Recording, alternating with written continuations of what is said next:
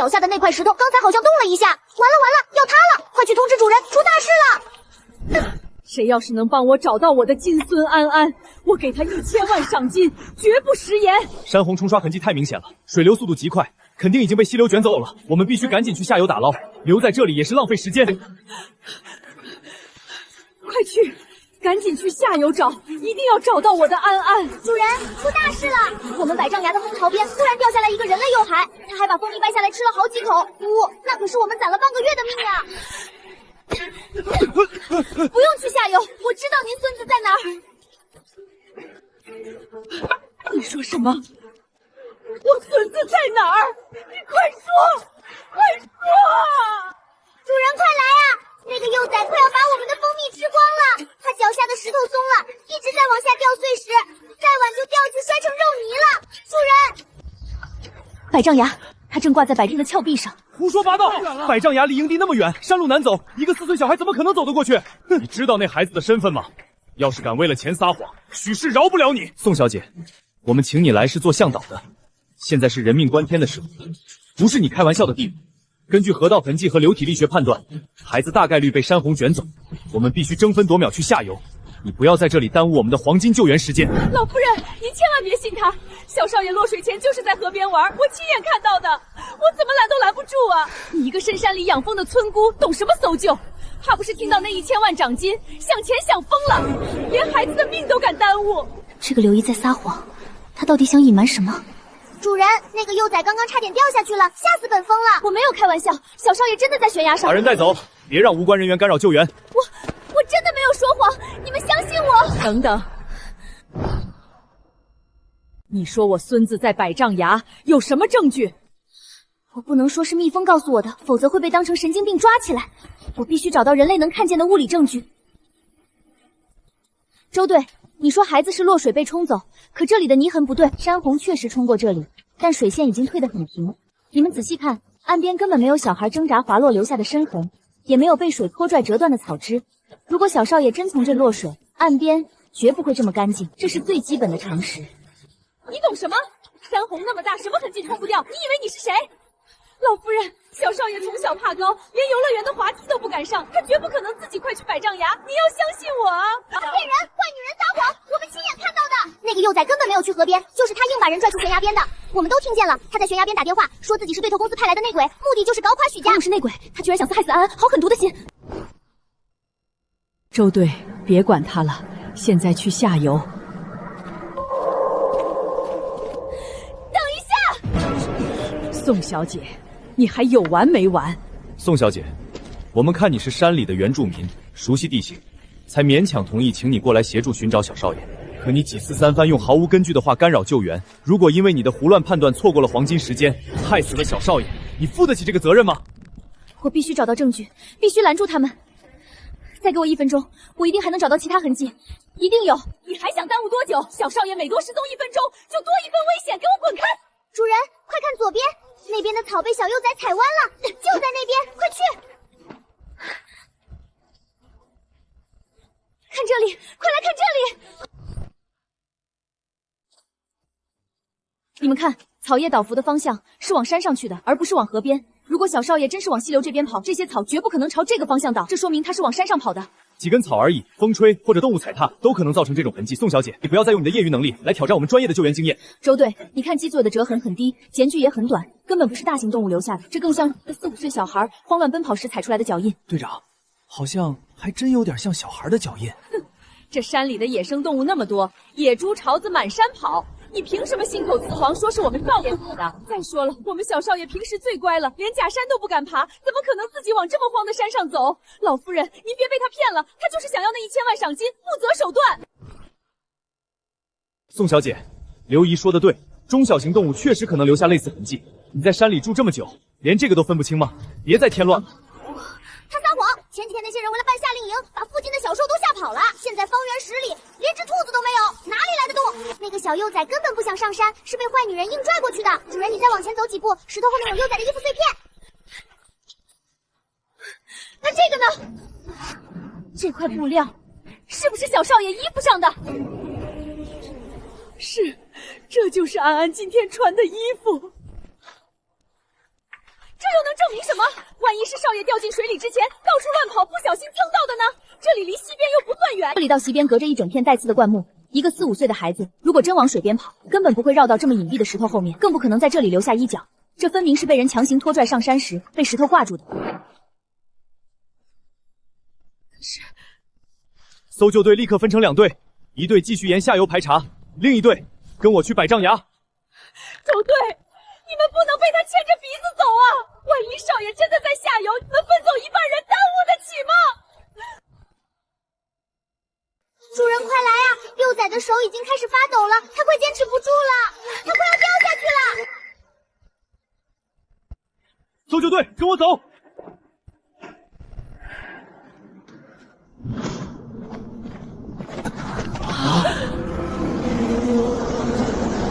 我的天，这么多野蜂，绝对不能靠近，会被蛰死的。这要是被蛰上一口，救人没救成，命都没了。看见没有？这里根本不可能有人。小少爷要是真在这里，早就被野蜂活活蛰死了。老夫人，赶紧去下游吧，现在还来得及啊！是啊，孩子怎么可能待在这么恐怖的蜂群里？我们还是赶紧撤吧。大家别走，这些蜜蜂是我养的，它们认识我，从来不蛰人的。小少爷真的就在下面，如果再不赶紧救他出来，他就真的掉下去了。你疯了吧你！这个世界上怎么可能有不蛰人的蜜蜂？难道他们还通人性不成？老夫人，他就是个想钱想疯的神经病，再被他这么耽误下去，少爷才是真的没命啊！主人，幼崽眼睛闭上了，马上就要晕过去了。他抓着藤蔓的手开始松了，要掉下去了。主人，快想办法呀！我说，听他的指挥。老夫人，这个女人就是为了蒋金胡编乱造的，少爷说不定还在下游等着救命呢。多一个人去找，就多一份希望啊！你给我闭嘴！安安失踪到现在，你一直催着去下游，现在有了证物，有了脚印，有山路痕迹，你还是拦着不让搜。刘姨，你到底想干什么？我是担心少爷。是不是担心？等找到安安再说。周队，准备救援。老夫人，蜂群太密了，强行下绳危险系数极高。宋小姐，我儿子绝嗣多年，才有安安这么一个孩子，可安安不到3岁，他们夫妇就出了车祸，我孙子现在是许家唯一的一根独苗。要是你真能把他从悬崖上活着带回来，悬赏的1000万，我一分不少给你。除此之外，我再给你许氏5%的股份。许氏5%的股份，这下别说是买蜂箱，把整座山头买下来都绰绰有余了。你疯了吗？许氏股份怎么能随便给一个外人？你能让蜂群散开吗？能。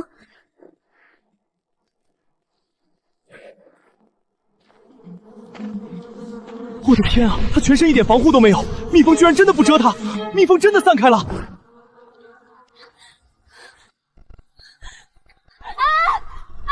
听得见吗？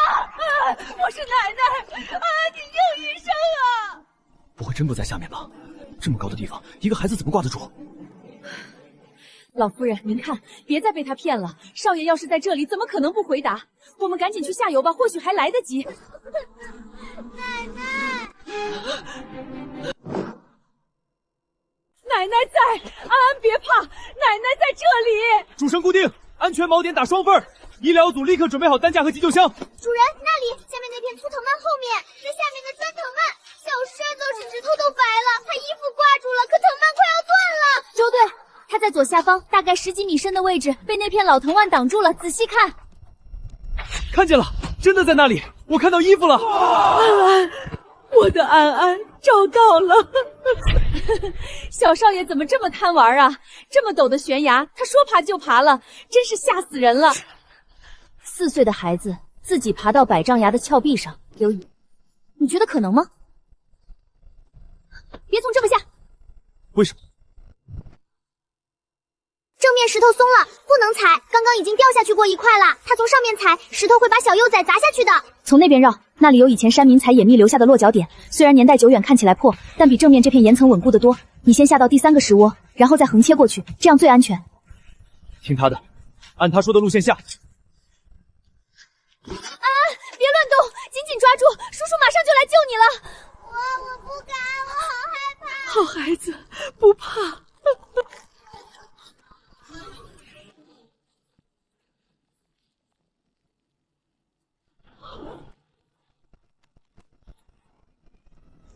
快放绳子，给我快！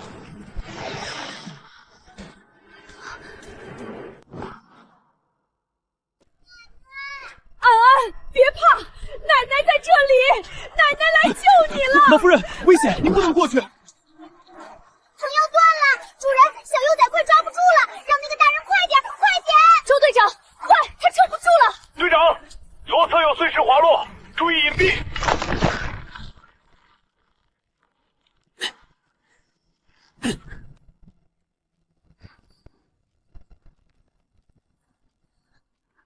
我家蜜蜂辛辛苦苦酿的珍贵蜂王蜜，怕是都被这倒霉孩子吃光了。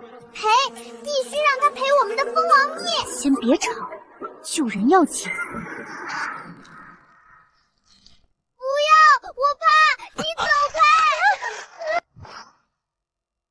安安，蜂蜜好吃吗？好吃。你要是乖乖让那个叔叔抱你上来，姐姐就奖励你1大罐蜂蜜，管够。比这个还好吃。主人，你怎么可以这样？那是蜂王蜜啊！拉，快拉！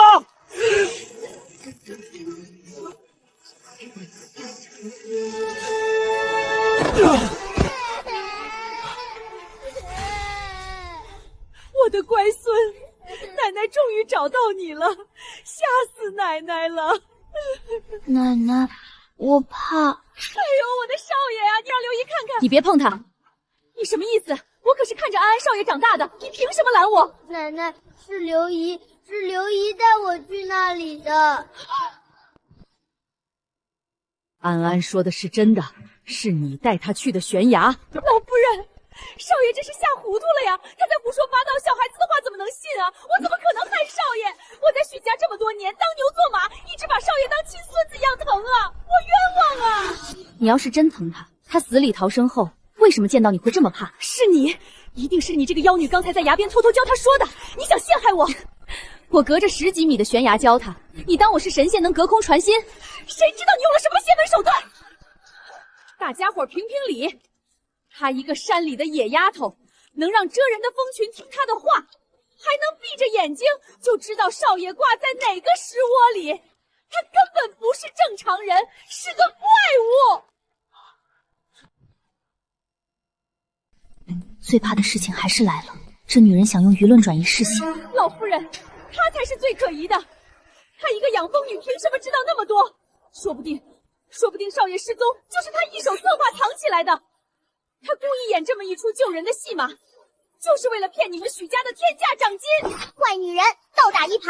明明是她把小幼崽骗过去的，她还掉了东西，亮晶晶的东西就在悬崖边的草丛里。亮晶晶的东西一定是物证。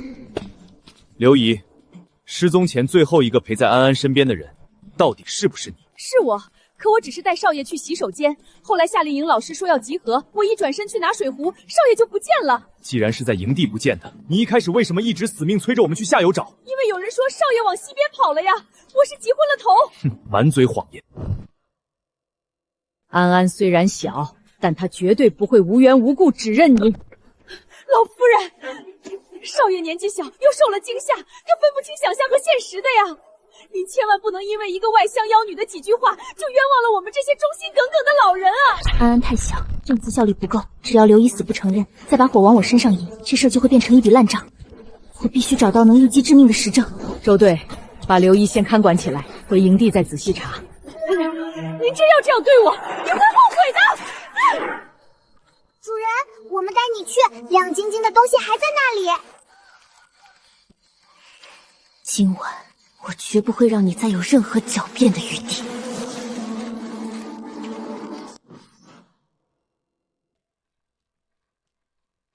主人，慢点，左边有个大水坑，前面就是坏女人白天站过的地方了。到底在哪里？如果没有蜜蜂带路，神仙也找不到这里。这里，就是这里。留字挂志，这绝对是刘姨的东西，能证明她确实来过百丈崖。不行，还不够致命，她大可以说是白天搜救时跟大部队一起过来，不小心掉的，还得有别的。主人，这里还有，石缝里有黑黑的小东西。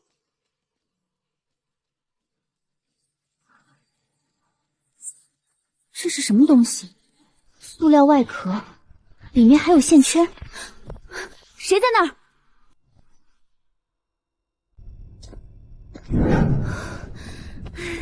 周队长，你怎么不出声啊？吓死我了！我来找点证据。你一个人大半夜跑来悬崖边，你手里拿着什么？这是刘姨的挂坠，就掉在安安被推下去的地方。这确实是刘姨常用的那款。还有那个黑色的呢？这像是一个微型录音器的一部分被摔碎了，外壳上有微型麦克风的收音孔。录音器？他带安安来悬崖谋害，身上为什么要带录音器？难道是给什么人交差用的？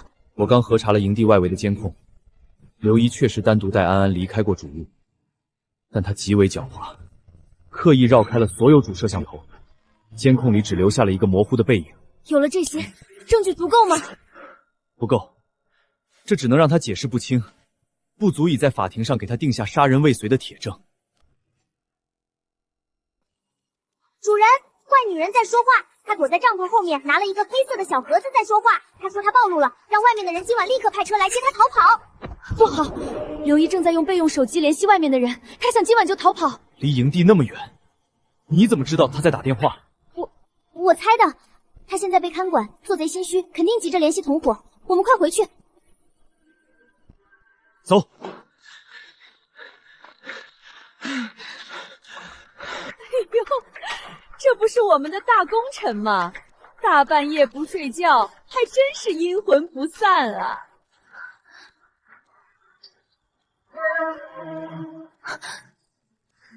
所有人别出声，别轻举妄动。刘姨，那是谁的车？老夫人，我不知道啊，大半夜的，我怎么会认识外面的车？我真的不知道。他骗人，他骗人！他刚才对着小黑盒说的，就是让车开到山路口来接他，还说再不走就全完了。他想上那辆车逃跑。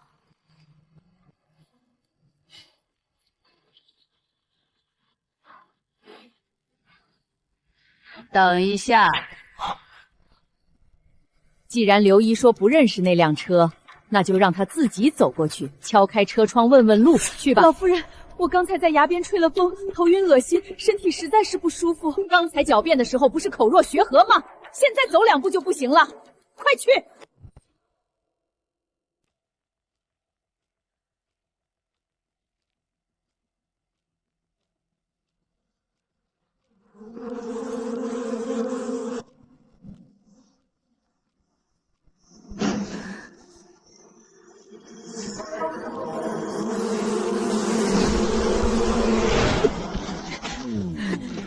动手，抓住他！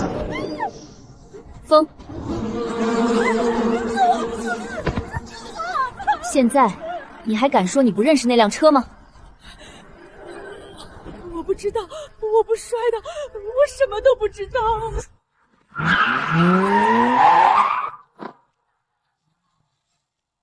别丢下我，带我走啊！丢下你？说，到底是谁指使你谋害我许家唯一血脉的？我不是。不用问了，能出这种手术的是许家商场上的死对头。带走！我也是被逼的，他们给的钱实在是太多了。他们说，只要安安在山里出了意外，许家唯一的继承人就没了。你一个半截身子入土的老太太，根本受不了这个打击，许氏集团立刻就会大乱。周队，就算把这座山翻过来，也要把逃走的那个人给我找出来。明白，一小队跟我上。主人，那个坏男人身上有一股好臭的烟味，他往后山的废风场跑了。周队，等等我。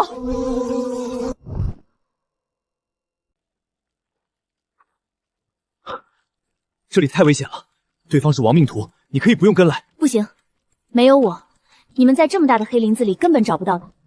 准确的说，如果没有蜜蜂的实时定位，谁也抓不住这条泥鳅。左边，一直往左走，他身上的劣质烟味太难闻了，就在前面的破木棚里。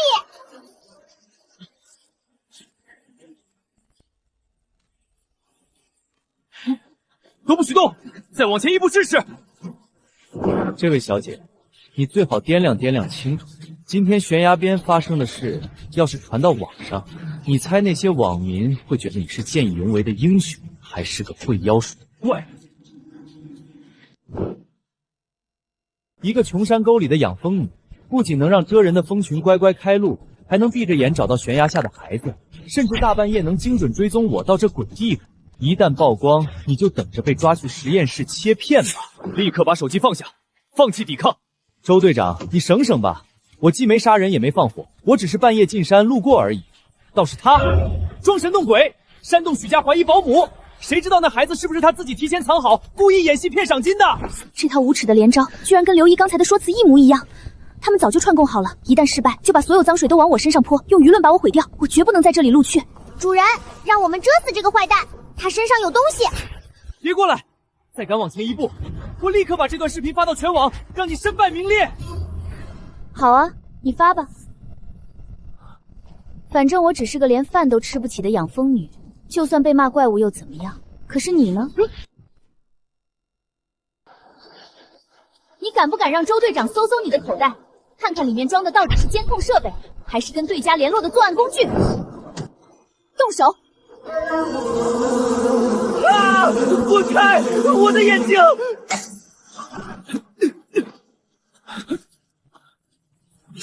还给我！那是我的隐私，你们不能随便查。哼，有什么话留着回警局里跟审讯乙慢慢说吧。带走。你以为抓了我就万事大吉了？许家那老太婆得罪的人多了去了，想让那个孩子死的人可不止我一个。走着瞧。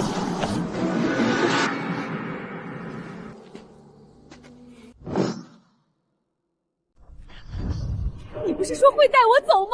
证据确凿，刘姨，你长期向外传递内部消息，故意把安安引到悬崖附近。我没有想让他死，他们说只要孩子丢一晚，许氏顾家就会大乱，我没想到他会掉下去。你把4岁的孩子带到悬崖边，告诉我们你没想害死他。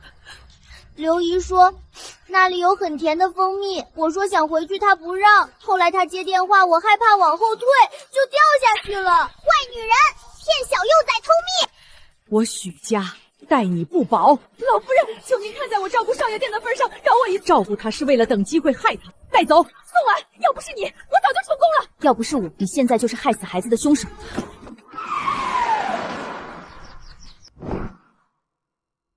宋小姐，之前是我判断武断，谢谢你救了安安。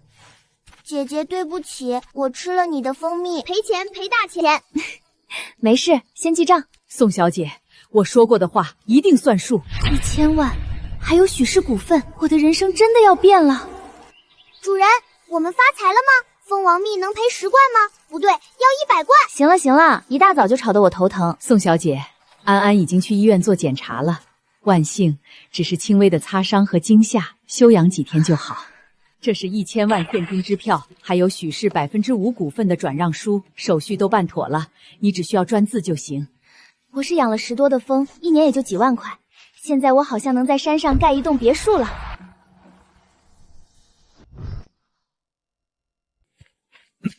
宋小姐，我为之前说过的话道歉。哪句？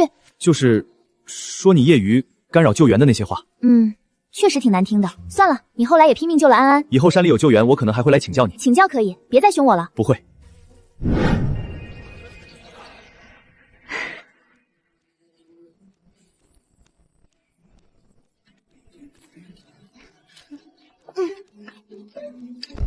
姐姐，这是赔你的蜂蜜。奶奶说钱已经赔了，这是我自己赔的，不是蜂蜜，但是甜甜的。算啦，小幼崽挺懂事。真漂亮，谢谢安安。宋小姐，以后许家的山林项目麻烦你了。老夫人放心。主人，你今天的气色好好哦。那当然啦，咱们主人现在是千万富翁了。什么千万富翁？明明是亿万富翁。许氏5%的股份，你们知道值多少钱吗？行了行了，一大早吵得我脑人疼，你们能不能消停会儿？主人，我们是在替你高兴嘛。对了，主人，山下那个叫王老三的养蜂人又来打听你的秘方了，他说想花10万块你的艾草配方。10万块？上次不是还说5万吗？涨价了？哼，他那是眼不知道。自从你救了许家小少爷的事传出去之后，整个县城的养蜂人都把你当神，可不是嘛？昨天还有2个从省城来的记者说要采访你。采访就算了，我可不想出名。安安那件事闹得够大了，我现在出门都得戴口罩。主人别担心，有我们在呢，谁敢来找麻烦，我们就蛰他。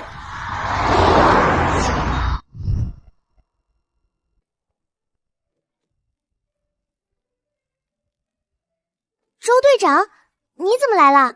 宋小姐，打扰了，我今天休假，刚好路过，顺便来看看你的新风场。周队长也会休假，我还以为你24小时都在工作呢。上次的事，我一直想找个机会正式感谢你，要不是你，安安那孩子恐怕……谢过了，谢过了，支票我都收了，就不用再客套了。走吧，带你参观一下我的新地盘。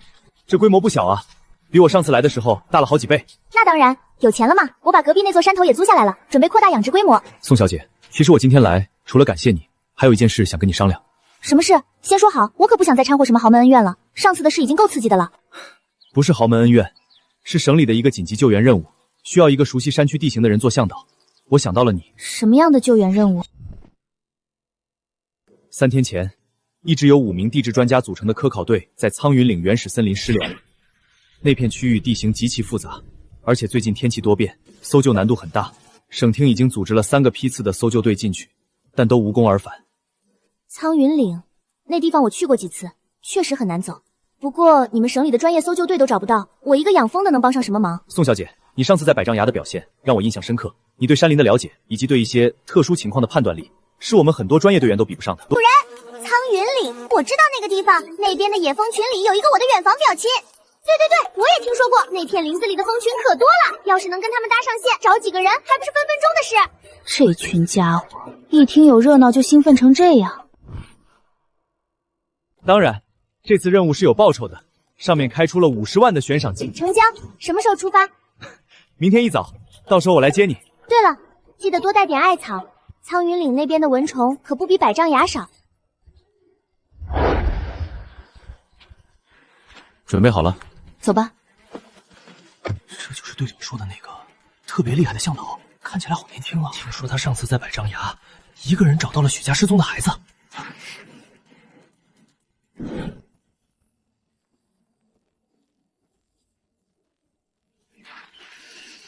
你是谁？为什么能听懂我们说话？看来这里的蜂群还挺警觉的。我是山下来的养蜂人，想请你们帮忙找几个人。找人？找什么人？5天前有5个人进了这片林子，之后就再也没有出来。你们见过他们吗？5天前好像确实有一群人进来了，他们穿的衣服很奇怪，花花绿绿的。对，我记得他们往黑水潭那边去了。黑水潭，记下了。宋小姐，怎么了？有什么发现吗？往那边走，他们应该是往黑水潭方向去了。黑水潭，地图上标注的那片沼泽区，你怎么知道的？直觉，山里的直觉。全体注意，目标黑水潭方向，出发。主人，前面有一条小溪，水很急，不太好过。右边那片灌木丛里有野猪的脚印，小心点。队长，这里有发现，是科考队的物资，看生产日期，应该是不久前的。他们应该是往那个方向走了。跟上去。没有看到人影，如果他们来了这里，要么被困在沼泽对面，要么已经陷进去。队长，这片沼泽看起来很深，贸然过去太危险了。喂，人类，你踩到我的家了！抱歉，我不是故意的。请问你有没有见过5个穿彩色衣服的人类？他们大概5天前经过这里。哦，你说那群人啊，他们确实来过，但他们没有下水，而是沿着沼泽边缘往那边走了。那边有一个山洞，他们钻进去了，之后再也没出来。他们没进沼泽，而是沿着边缘往西南方向走了。那边有个山洞。你怎么连这个都知道？你刚才明明什么都没看到。我说了，是直觉。按宋小姐说的方向搜索前进。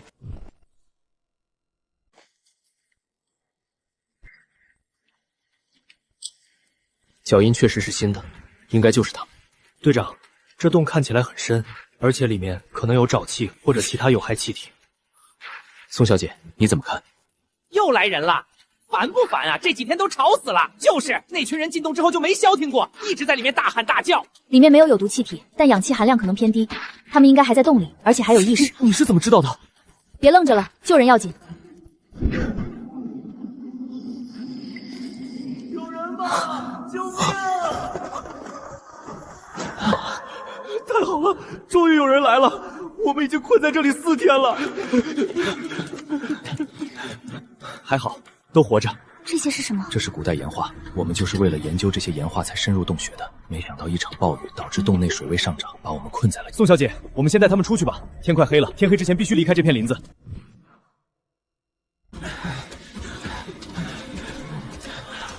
小心碰头，慢慢来。宋小姐，这次多亏了你，酬金我会尽快申请下来。不急不急，我相信你们。宋小姐，我很好奇，你是怎么做到的？每次都能准确的找到目标。周队长，有些事情说出来你可能不信，不如就让它成为一个秘密吧。好吧，那我就不问了。不过以后我还能找你帮忙吗？只要价钱合适，随时欢迎。主人，你今天太厉害了，那些人都看呆了。那当然，咱们主人的本事岂是他们能懂的？说实话，以前我觉得能听懂你们说话，觉得别人会把我当成怪物，但现在我发现这是老天爷给我的礼物。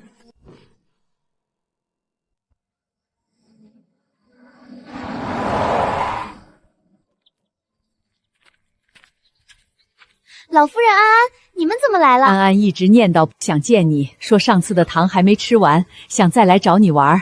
姐姐，这是我给你带的蛋糕，奶奶说你是大英雄。谢谢安安，你最近有没有好好吃饭？身体恢复的怎么样？医生说我已经完全好啦，而且我每天都有喝牛奶。奶奶说我长高了2厘米。宋小姐，我听周队长说了，你又立了大功，省里那边对你赞不绝口。哪里，都是运气好。运气也是一种本事，宋小姐，我看好你。主人，后山那边出了事，有几个人鬼鬼祟祟的在你的风箱附近转悠，看起来不像好人。老夫人，我有点事要处理一下，您和安安先在屋里坐会儿。你去忙吧，我们也要回去了。老夫人，实在不好意思，改日我一定登门拜访道歉。你们在干什么？哟，你就是这儿的主人吧？我们是隔壁镇的养蜂户，听说你养蜂有一套，特地来学习学习的。学习？拿着农药来学习？误会，这是杀虫剂，我们是来帮你除害虫的。我再给你们最后一次机会，立刻离开这里，否则后果自负。小姑娘，我劝你识相点，你一个新来的，占了这么大一片山头，总得交点学费吧？要么把你的养蜂秘方交出来，要么每个月给我们交保护费，你自己选。你们确定要这么做？这是怎么回事？这些蜜蜂疯了吗？我最后说一遍，滚！我有我的小宝贝们在，谁也别想欺负我。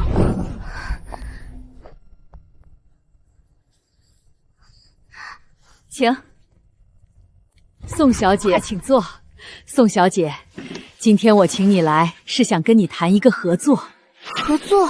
许氏集团最近计划开发苍云岭那片区域的旅游资源，但是你也知道，那片原始森林地形复杂，生态敏感，开发难度很大。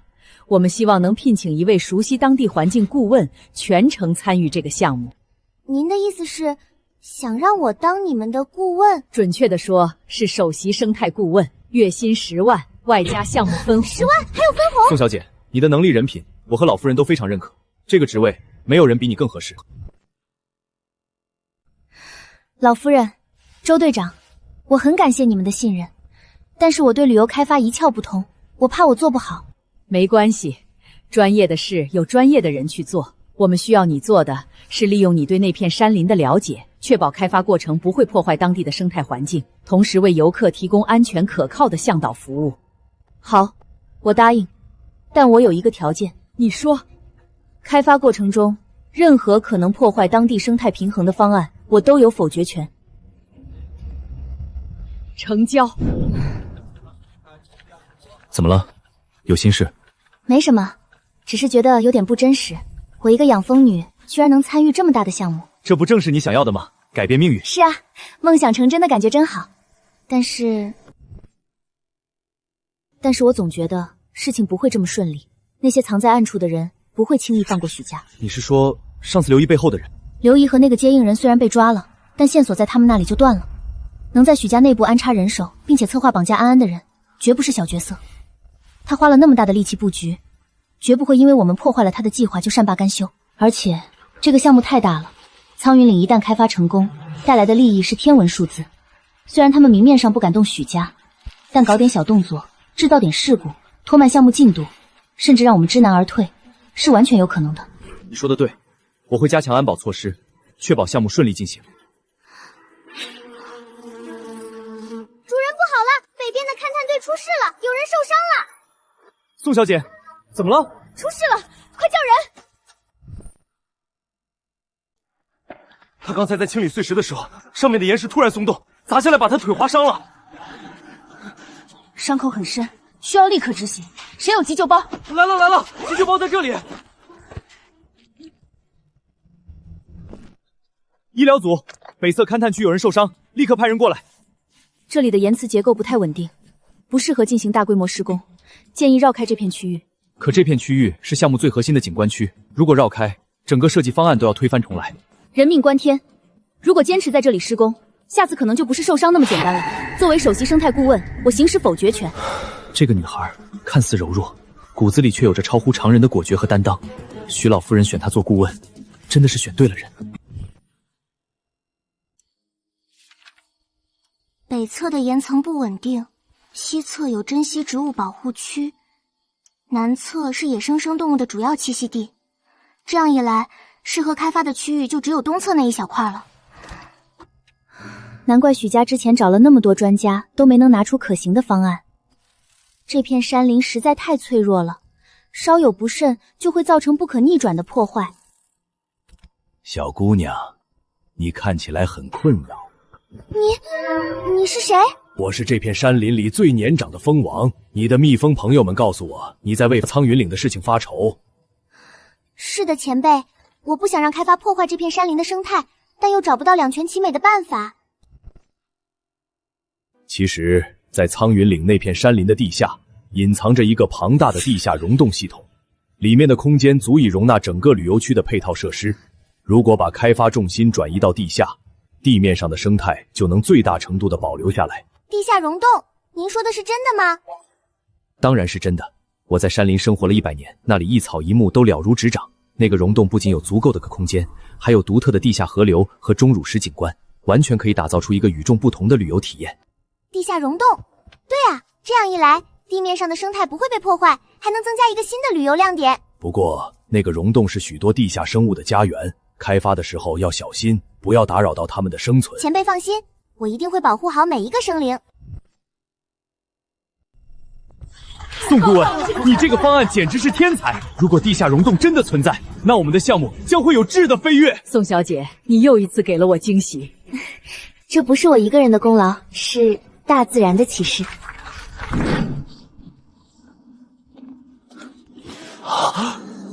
天哪，这简直是大自然的鬼斧神工！这就是老蜂王所说的宝藏。这片山林给予了我太多，我一定要好好守护它。姐姐，你是不是紧张呀？有一点。别怕，你是最棒的。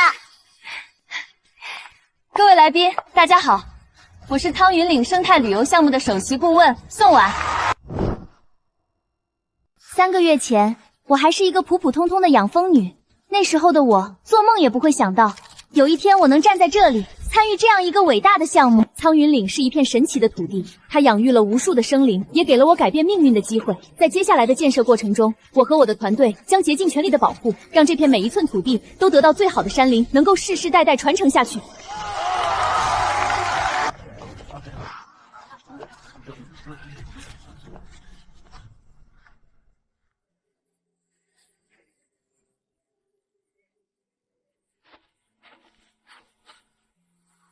在想什么？我在想，这一切是不是一场梦？几个月前，我还在为买一个新风灯的钱发愁，现在我却站在这里，脚下踩着几亿项目的奠基石，听着那些穿西装的大人物叫我宋顾问。你看，我连走路都还不习惯穿这种鞋子，总觉得不如我的休闲鞋跟脚。可偏偏就是这样的我，刚才竟然站在台上，对着几百号人侃侃而谈什么生态保护。你说，这难道不是梦吗？不是梦，是真的。你靠自己的本事赢得了这一切。你站在台上说的话，每一个字都对得起你的良心，也对得起这片大山。周队长，谢谢你。如果不是你当初邀请我参加那次救援任务，我可能一辈子都只是一个普通的养蜂女。你不用谢我，是你的能力让你走到了今天，我只是恰好见证了这个过程。东侧掘进组注意，进度正常。宋顾问，根据最新的地质探测数据，溶洞东侧这条支洞的深度远超预期，初步估算至少有500米以上，而且还在继续延伸。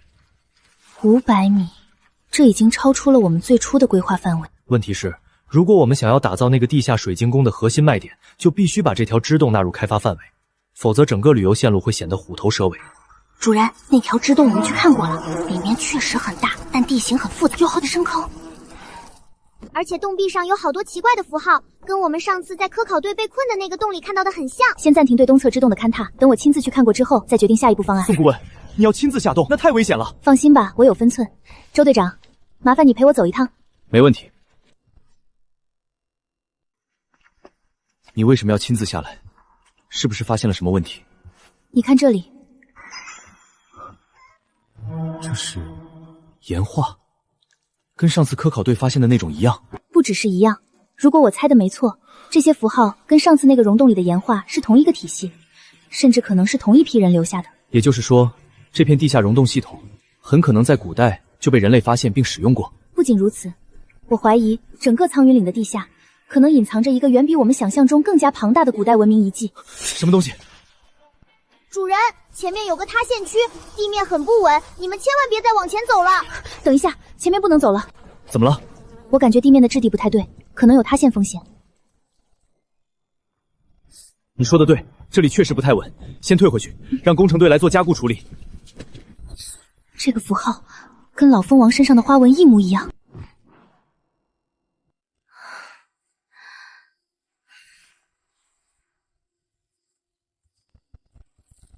小姑娘，你找我？前辈，我今天在地下溶洞里看到了一个符号，一个圆圈，中间有一只蜜蜂，那是您留下的吗？你终于发现了，那个符号是我们风族与人类签订盟约的印记。盟约？很久很久以前，在这片山林里，曾经有一个古老的部划，而我们风族是他们最亲密的伙伴。那个部落的首领是一位和你一样能听懂我们说话的女子。他带领族人在这片山林中繁衍生息，与自然和谐共处。为了纪念这份友谊，他们在每一处重要的地点都刻下了这个符号——风与人的盟约之印。所以，我能听懂蜜蜂说话，并不是偶然。你是那个部落血脉的传承者，这份能力一直都在你的血液里沉睡着，直到你需要它的那一天才会真正觉醒。前辈，那我应该怎么做？保护好这片山林，保护好那些古老的遗迹。他们是先祖留给后人的礼物，也是连接人类与自然的桥梁。你既然继承了这份能力，就有责任守护这片山林。我明白了，前辈放心，我不会让任何人破坏这一切。老夫人，考古队已经确认，苍云岭地下存在一处约3000年前的部落遗址，溶洞中的符号是他们留下的文明印记。你知道的比考古报告上写的多。我与这片山林的连结比大多数人想象的要深。从现在开始，苍云岭项目的所有决策权都交给你，保护遗迹也好，调整方案也罢，你说了算。许家只负责出钱出力。老夫人，你做事有格局有担当，这片山林交给你，我放心。我不会辜负您的信任。听说许老夫人把决定权全交给你了，恭喜！权力越大，责任越重，以后这片山林的每个决定都要我来承担了。怕吗？不怕。我知道自己在做什么，我一定会保护好这片山林，守好我的蜂场。宋婉，我也想和你一起守护，我想要用我的方式帮你守住这片山，守住你想守护的一切。好，我曾经以为能听懂蜜蜂说话是一种诅咒，现在我才明白，这是大自然赐予我最珍贵的礼物。它让我看到了一个不一样的世界，也让我找到了属于自己的路。